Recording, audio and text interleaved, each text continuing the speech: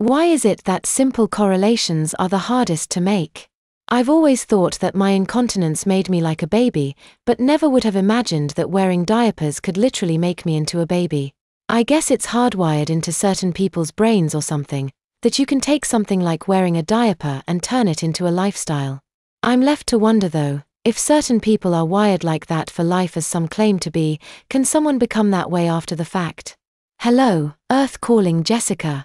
Kim's voice came from somewhere nearby. Jessica turned her head and dumbly looked at her friend. Her, she asked. Kim smiled at her friend. Welcome back. Did you have a nice trip? Kim asked jokingly.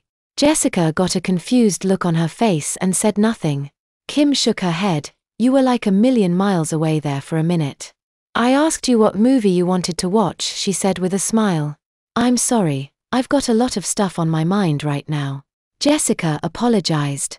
Kim nodded. I can imagine that being a superhero can come with a lot of burdens, she said, placing a reassuring hand on Jessica's shoulder. Jessica smiled absently and submerged herself in her thoughts again. Unbeknownst to Kim, she wasn't thinking about her life as a crime fighter, far from it actually. She was thinking about what Hannah had said to her a few days prior, and what she'd seen on the internet. Jessica was thinking about how she was going to handle this new turn of events, and what it would mean for her life. Center center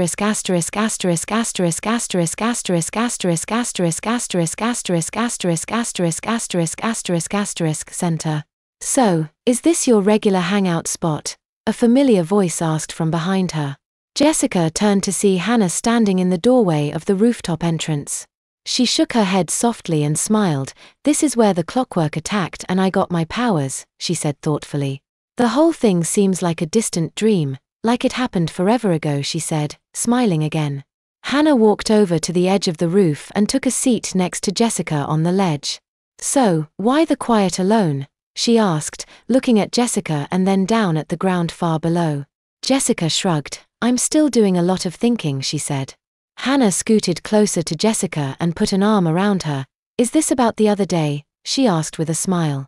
Jessica nodded softly and rested her head on Hannah. I just don't know how I feel about the whole thing, she said after a long pause. Hannah chuckled. Why do you feel like you have to know? She asked. It was Jessica's turn to chuckle. It's kind of a life-altering choice I have to make. I mean, giving in to my curiosity and embracing this other lifestyle means giving up the adulthood that I've fought so hard to keep in check despite my handicap. On the other hand, maybe the reason that I've had to fight so hard to be seen and treated like an adult is because I'm not meant to be. She rationalized. Hannah nodded. Good points, but there's only one problem, she said. Jessica looked up at her. What's that? She asked.